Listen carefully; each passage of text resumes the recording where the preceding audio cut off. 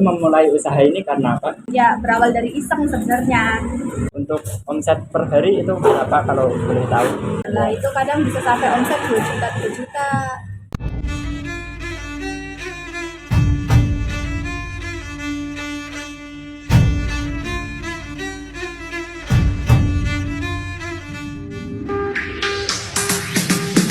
Every night in my mind, I feel the perfume of the street. Baby, I won't deny you're the lady of my. Halo guys, perkenalkan kami dari kelompok 6 yang beranggotakan saya sendiri Siti Halimatul Aliyah dan dua teman saya yaitu Rizky Muhammadeo dan Syahrul Gunawan akan mewawancarai salah satu UMKM yang berada di Kebumen yaitu Vania Store yang berada di Jalan Sudagaran Kedawung, Kecamatan Bejagoan, Kabupaten Kebumen. Seperti apa keseruannya? Yuk simak videonya sampai akhir. Sebelumnya mohon maaf mengganggu waktunya Mbak. Kami dari mahasiswa Universitas Putra Bangsa mendapat tugas pengantar bisnis untuk mewawancarai UMKM di daerah Kebumen dan kami memilih usaha store untuk kami pilih untuk diwawancarai. Kalau boleh tahu dengan Mbak siapa? Nama saya Eki Nur Hidayah, pemilik Vania Store sendiri atau Jeletot Kebumen. Terkenalnya sih Jeletot kayak gitu. Kalau boleh tahu sejarah atau awal mula berdiri Vania Store itu gimana? Kalau Vania Store sendiri itu berdirinya dari tahun 2017, Ya. tapi aku belum fokus ke makanan. Kalau dulu 2017 itu mulainya dari online shop kayak jualan apa aja lah, kayak pakaian, fashion, gitu macam-macam pernak-pernik.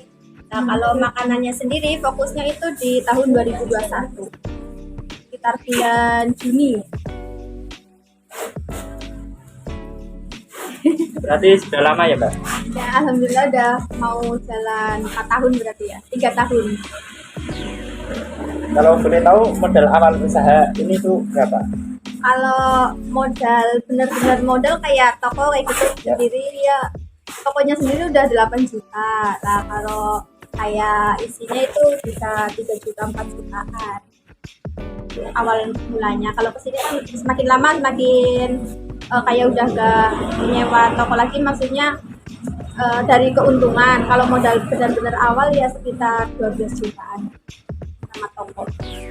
Untuk bahan-bahan ini memproduksi sendiri atau istilahnya ada supplier datang menyetok barang? Kalau kita sendiri untuk basreng, yang paling bestseller kan basreng. Kalau bakso ikannya kita masih beli bakso mentah. Ya. Nah, habis itu kayak dipotong, digoreng itu sendiri. Kita produksi sendiri di bagian potong, goreng, bumbuin. Kalau kayak brekele kayak gitu kita benar-benar dari nol, kayak singkong mentah kayak gitu kita proses sendiri. Untuk belanja bahan baku itu biasanya gimana?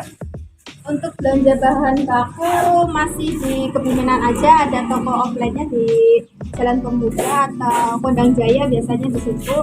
Terus kalau yang kayak cuanki kan kayak gini ada, biasanya kalau lebih murah online kita beli di online kayak di Shopee gitu. Kalau untuk karyawan ada? Buat karyawan yang di toko ada 1 orang, kalau di rumah ada 5 orang bagian produksi. Dan di sini cuma ya jaga offline sama paling packing paket aja.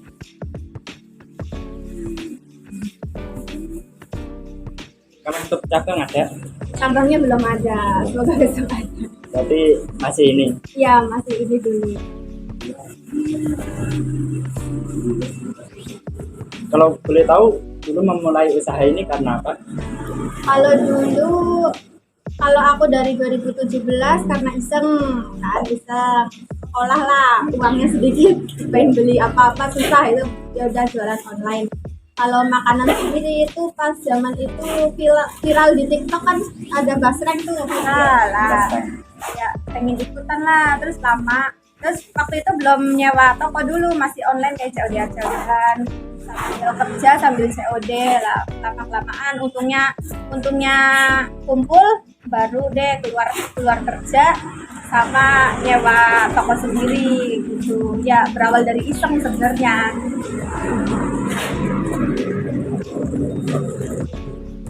Untuk pencatatan keuangannya manual atau Masih manual, ditulis tangan pakai buku. untuk sistem pemasarannya itu online sama offline ya? Ya, kita ke Facebook, WhatsApp, Shopee, Lazada, gitu, sama COD-an gitu sekali. Kalau boleh tahu rame offline atau online? Kalau sekarang offline, kalau tahun pas masa-masa COVID itu malah ramenya online. Zaman 2021 malah ramenya online.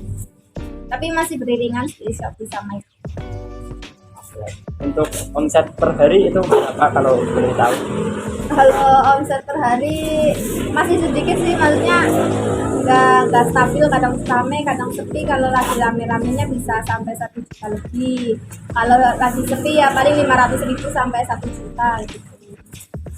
Kadang kan kita bikin kayak barang yang PO pre-order lah, itu kadang bisa sampai omset 2 juta 3 juta. Tapi itu kan pre-order biasanya ngumpulin tuh dalam 1 minggu, nah nanti baru 1 truk gitu. Untuk hambatan dalam menjalankan usaha ini itu ada nggak kira-kira? Hambatannya karena kan sembilan, kalau ada yang viral yang lama ketinggalan, jadi kadang sering dilupain kalau nggak sering apa ya, kayak berinovasi gitu. Susahnya sih di situ. Sama kalau di kayak gini biasanya perang harga, nah yang murah ya yang laris ya gitu pada jualnya kayak gitu, soalnya sistemnya reseller pasti nyarinya yang murah kayak gitu ya. Untuk kelebihannya apa? Pasti kalau sudah sampai 4 tahun pasti ada kelebihan. Kelebihannya yang jualan kayak basreng, mereka kayak itu banyak, tapi nggak restock. Kalau punya aku di stok terus, berani stok banyak kayak gini tuh, udah berani stok, nggak perlu nunggu PO lagi. Berarti stok banyak berarti bukan reseller berarti ya? Iya, sering ada yang kayak bukan reseller, ada yang reseller juga ada, kayak berani stok banyak kayak gitu. Mungkin toko ini pernah jadi supplier mungkin di beberapa toko lain pernah? Kalau supplier, kalau di toko belum pernah, tapi kalau kayak di perorangan dikemas repacking ulang kayak gitu sering. Terus sama aku juga ngestokin di Flut, tempat oleh-oleh Kebumen itu, ya di situ juga ada. Paling di restokin kayak gitu. Soalnya belum sistemnya kayak nitip-nitip ke store-store kayak gitu belum. Mungkin boleh meminta pesan-pesan untuk kami mahasiswa untuk mungkin besok-besok bisa bangun usaha. Apa ya pesannya ya? Aku bingung. Ya